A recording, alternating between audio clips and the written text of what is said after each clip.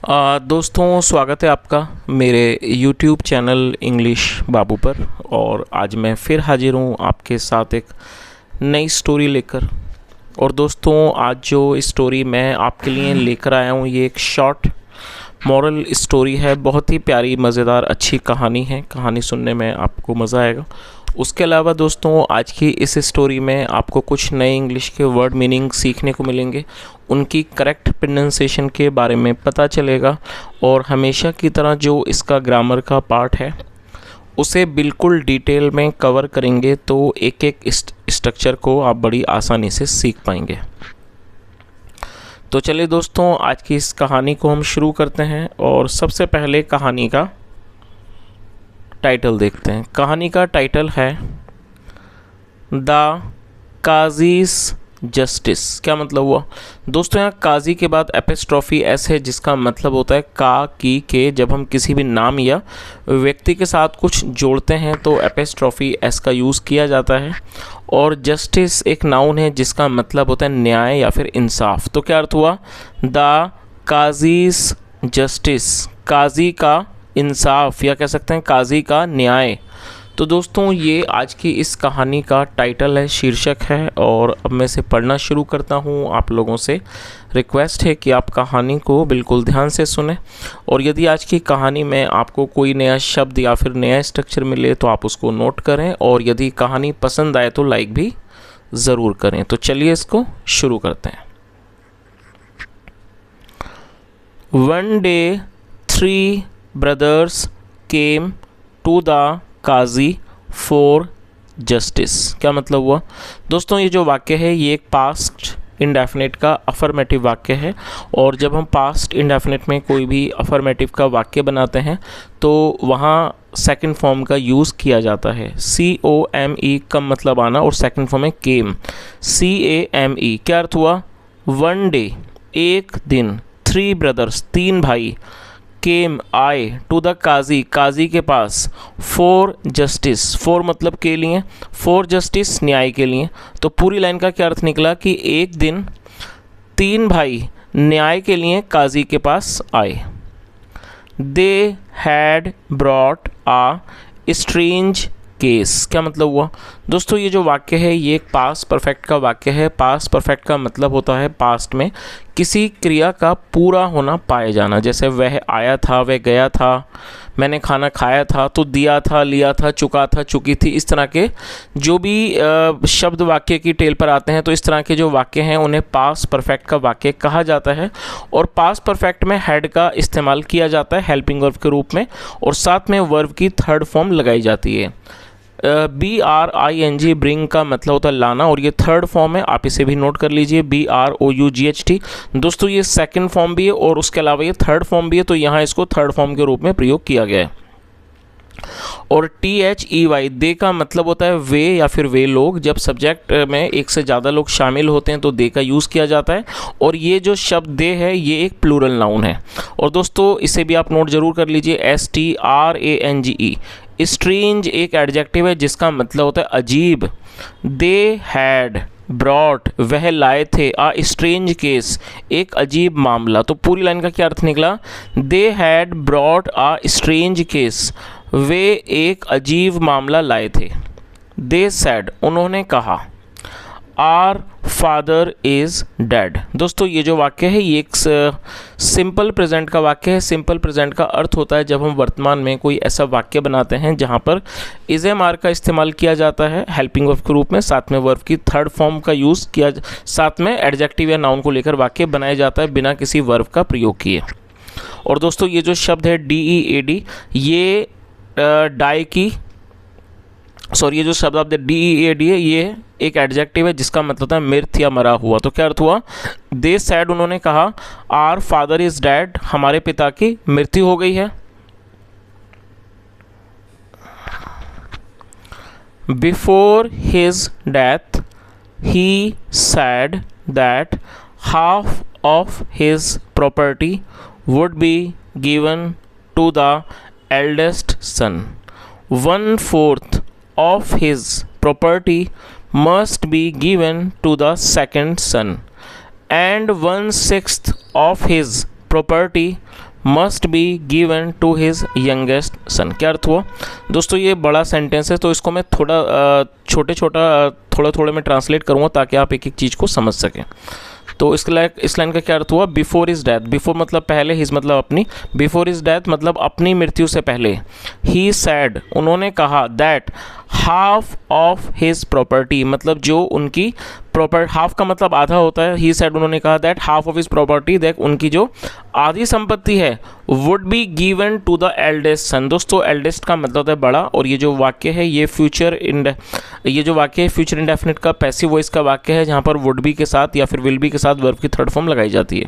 तो इस तरह से क्या अर्थ निकला कि अपनी मृत्यु से पहले उन्होंने कहा कि हाफ ऑफ हिज प्रॉपर्टी, कि उनकी जो आधी प्रॉपर्टी है, संपत्ति है, would be given to the eldest son, जो उनकी आधी संपत्ति है वो बड़े बेटे को, एल्डेस्ट सन मतलब कि सबसे बड़े बेटे को दी जाएगी। 1/4 ऑफ हिज प्रॉपर्टी, और जो उनकी 1/4 प्रॉपर्टी है, संपत्ति है, मस्ट बी गिवन उसे अवश्य ही दिया जाना चाहिए, टू द सेकंड सन दूसरे बेटे को, एंड 1/6 और जो 1/6 जो ऑफ हिज प्रॉपर्टी, और जो उनकी 1/6 जो उनकी प्रॉपर्टी है मतलब जो संपत्ति है, must be given to his youngest son, वो अवश्य ही उनके सबसे छोटे बेटे को दी जानी चाहिए। और दोस्तों इन दो जगहों पर मस्ट बी का यूज़ किया गया। मस्ट बी का प्रयोग किसी आवश्यक सलाह को दर्शाने के लिए किया जाता है। चलिए आगे देखिए। So we have divided all the property this way. और दोस्तों ये जो वाक्य है ये एक प्रेजेंट परफेक्ट का वाक्य है, जैसे मैंने ऊपर आपको इसके बारे में बताया था। ये पास्ट परफेक्ट था, ठीक उसी तरह से एक प्रेजेंट परफेक्ट होता है। प्रेजेंट परफेक्ट का मतलब होता है वर्तमान में किसी क्रिया का पूरा होना पाए जाना, जैसे आया है, गया है, लिया है, दिया है, चुका है, चुकी है, ऐसे जो भी वाक्य की टेल पर शब्द आते हैं, इस तरह के जो वाक्य हैं वो प्रेजेंट परफेक्ट के वाक्य कहलाते हैं। और प्रेजेंट परफेक्ट में जिस तरह से पास्ट परफेक्ट में हैड का इस्तेमाल किया जाता है हेल्पिंग वर्ब के रूप में, उसी तरह से प्रेजेंट परफेक्ट में हैज़ या फिर हैव का इस्तेमाल किया जाता है हेल्पिंग वर्ब के रूप में। जब हमारा सब्जेक्ट होगा आई, वी, यू, दे या फिर प्लूरल नाउन, तब हमें हैव का यूज़ करना होता है। ही, शी, इट और सिंगुलर नाउन के साथ हैज़ का इस्तेमाल किया जाता है, और साथ में वर्ब की थर्ड फॉर्म लगाई जाती है। डिवाइड का मतलब होता है बांटना, की चीज़ का बंटवारा करना, थर्ड फॉर्म में डिवाइडेड। तो क्या अर्थ हुआ? सो इसलिए वी हैव डिवाइडेड हमने बांट लिया है, ऑल द प्रॉपर्टी सारी संपत्ति को, दिस वे इस तरह से। तो पूरी लाइन का क्या अर्थ निकला कि इस तरह से हमने सारी संपत्ति को, इस तरह से हमने सारी संपत्ति को बांट लिया है। But we are not able to divide the 11 camels we have. How can we do it that? तो but we are not able to divide। दोस्तों ये जो वाक्य है, जब हम कोई ऐसा वाक्य बनाते हैं जहाँ पर पाता है, पा रहा है जैसे शब्द आते हैं, तो ऐसे वाक्यों में is, am, are, able to का इस्तेमाल किया जाता है हेल्पिंग वर्ब के रूप में, साथ में वर्ब की फर्स्ट फॉर्म लगाई जाती है। क्या अर्थ हुआ? बट लेकिन we are not able to divide the 11 camels, लेकिन हम 11 ऊँटों को नहीं, 11 ऊँटों का बंटवारा नहीं कर पा रहे हैं। वी हैव जो हमारे पास हैं। तो जो थे उन्होंने क्या जवाब दिया? उन्होंने आगे क्या कहा कि हमने इस तरह से सारी प्रॉपर्टी का, सारी संपत्ति का बंटवारा कर लिया है। But we are not able to divide the 11 camels we have, लेकिन जो 11 ऊँट हमारे पास हैं उनका हम बंटवारा नहीं कर पा रहे हैं। How can we do that? ये हम कैसे कर सकते हैं? हाउ कैन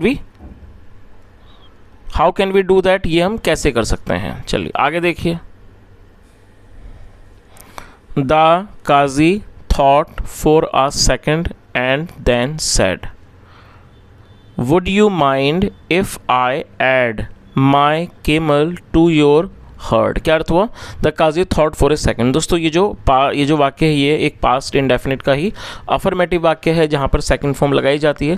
थिंक का मतलब होता है सोचना, और सेकंड फॉर्म है thought. The Qazi thought for a second, काजी ने एक पल के लिए, एक सेकेंड उसने सोचा, एंड देन सैड और फिर कहा, would you mind if I add my camel to your herd. दोस्तों HERD हर्ड का मतलब होता है झुंड, और ऐड का मतलब होता है जोड़ना। तो इस तरह से पूरी लाइन का क्या अर्थ हुआ कि काजी ने एक सेकंड सोचा और फिर उसने कहा, वुड यू माइंड कि आपको बुरा तो नहीं लगेगा, if I add my camel to your herd, कि यदि मैं एक यदि मैं अपने एक ऊँट को आपके झुंड में जोड़ दूं, आगे देखिए, नो वी डोंट, नहीं हमें बुरा नहीं लगता, दे रिप्लाइड, उन्होंने जवाब दिया। आगे देखिए, नाउ देयर आर 12 केमल्स, तो उसने क्या कहा, नाउ देयर आर 12 केमल्स। और दोस्तों ये जो वाक्य है एक सिंपल प्रेजेंट का ही वाक्य है जहाँ पर इज एम आर का यूज़ हेल्पिंग वर्ब के रूप में किया जाता है।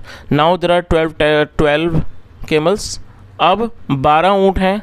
The eldest son will get half of the camels, that is 6th camel. तो उसने क्या कहा कि the eldest son will get half of the camels, जो सबसे बड़ा बेटा है, will get half of the camels, उसे आधे ऊँट मिलेंगे। दैट इज 6 कैमल्स, जो कि 6 ऊँट होते हैं। दैट इज 6 कैमल, जो कि 6 ऊँट हैं। The second sun will gate 1/4, और जो दूसरा बेटा है विल गेट 1/4, उसे 1/4 मिलेगा। विच मीन्स, जिसका मतलब है 3 कैमल्स, 3 ऊँट। And the youngest son will gate 1/6, और जो यंगेस्ट सन है, जो सबसे छोटा बेटा है, विल गेट 1/6, वो 1/6 उसको मिलेगा ऑफ 12, 12 का। विच इज़ 2 कैमल्स, जो कि होता है, विच इज़ 2 कैमल्स, जो कि 2 ऊँट होते हैं। Then the qazi took back his own camel, और दोस्तों ये भी पास्ट इंडेफिनिट का ही वाक्य है जहाँ पे सेकंड फॉर्म लगाई गई है। टेक बैक मतलब वापस लेना, second form took back. Then the qazi took back his own camel, फिर काजी ने अपने खुद के ऊँट को वापस ले लिया। The 3 brothers were happy at the Qazi's justice, जो तीनों भाई थे वो काजी के न्याय पर बहुत खुश हुए। चलिए, तो दोस्तों इस तरह से ये छोटी सी कहानी ख़त्म होती है, और मैं उम्मीद करता हूँ कि आज की कहानी आपको अच्छी लगी होगी। यदि आपको आज की कहानी अच्छी लगी हो, मेरा पढ़ाने का प्रयास भी आपको अच्छा लगा हो, तो आपसे रिक्वेस्ट है आप इस वीडियो को लाइक करें, शेयर करें, चैनल को सब्सक्राइब करें। यदि कोई सुझाव हो तो कमेंट में ज़रूर बताएं। यहाँ तक सुनने के लिए thank you so much. Have a nice day and bye.